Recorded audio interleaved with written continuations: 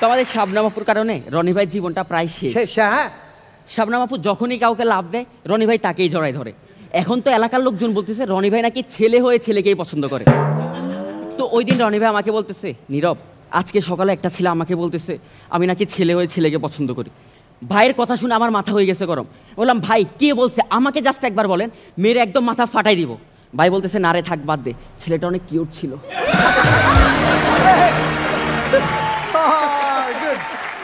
দেখে নেব নোয়াখালী সোনাইমুড়ি থেকে আসবে এবার আবিদ হাসান নীরব।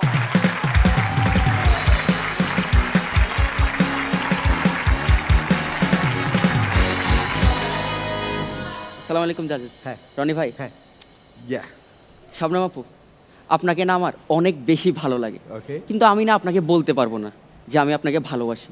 কারণ ভালোবাসি শব্দটা না অনেক বেশি কনফিউজিং একটা ওয়ার্ড।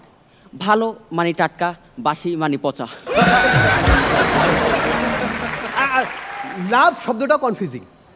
যখন তোমার লাভ হবে তখনই তোমার লস হবে। তুষার ভাই যদি কখনো আপনার এক্স ফিরে আসে, যদিও আর আসবে না, তাও যদি আসে তাইলে বুঝবেন শুধু ঠোঙ্গাটাই আসছে আর মুড়ি অন্য কেউ খেয়ে ফেলছে।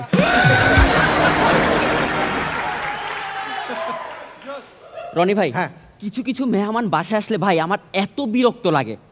ওই দিন একজন আসছিল, বাসায় সোফায় বসে আব্বুর সাথে কথা বলতেছে।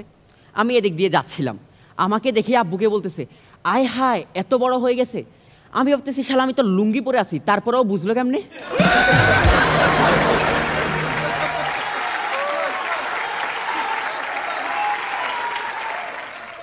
তো ওই দিন আমিন ভাইয়ের ওয়াইফ আমিন ভাইকে বলতেছে শোনো আমাদের বাসার নিচে যে দোকানটা আছে ওখানে আর কখনো যাবা না।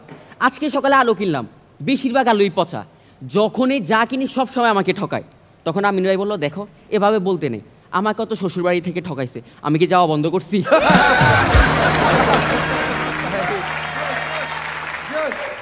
তো ওই দিন আমিন ভাইয়ের ওয়াইফ আর তার ছেলে গেল শপিং করতে। আমিন ভাইয়ের ওয়াইফ লাখ টাকা দামের একটা চামড়ার ভ্যানিটি ব্যাগ কিনলেন। এই দেখে তার ছেলে বলল মা তুমি কি খেয়াল করছো তোমার একটা ছোট্ট শখের জন্য একটা জানোয়ারকে কত কষ্ট সহ্য করতে হয়েছে? এই শুনে ভাবি বলল চুপ, তোরা তো কিছু দেখতে হবে না, তুই নিজেরটা নিজে দেখ। আর শুন খবরদার কখনো নিজের বাবাকে জানোয়ার বলবি না।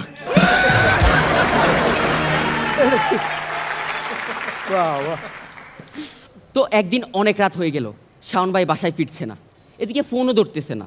ভাবি তো ভয়ে টেনশনে তার মাকে কল দিল, বলল মা তোমাদের জামা এখনো বাসায় ফিরে নাই, এদিকে ফোনও ধরতেছে না, আমি শিওর ওর কারোর সাথে সম্পর্ক আছে।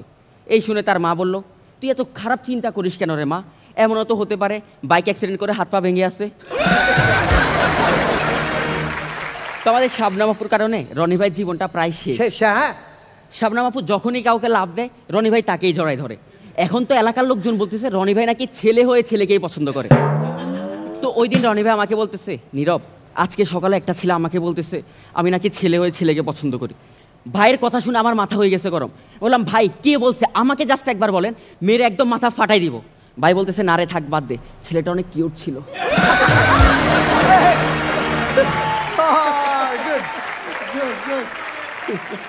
রনি ভাই বাজারে জিনিসপত্রের যে দাম, একটা টমেটোর দাম 50 টাকা। তো আমি বাজারে গেলাম, আমি 50 টাকা দিয়ে 3টা টমেটো কিনলাম। বলুন তো কিভাবে? প্রথমে দোকানে গেলাম, 50 টাকা দিয়ে একটা টমেটো কিনলাম, ওইটা নিয়ে আশেপাশের লোকজন দেখতাম, আরেকটা নিয়ে দিলাম দৌড়। পিছন থেকে দোকানদার গালি দিতে দিতে আরেকটা ছুঁড়ে মারলো, ওইটাও নিয়ে নিলাম।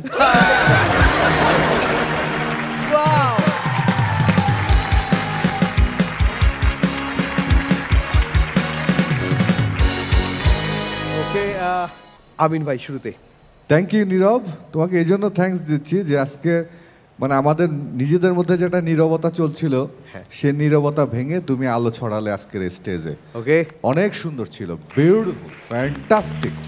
একটা ফায়ার তো তোমার জন্য হয়, সুপার। ওকে ওখানে আলো ছড়াবে উপস্থাপনায়, আর এখানে আলো ছড়ালো আমাদের আবিদ হাসান নীরব। শবনম ফারিয়া।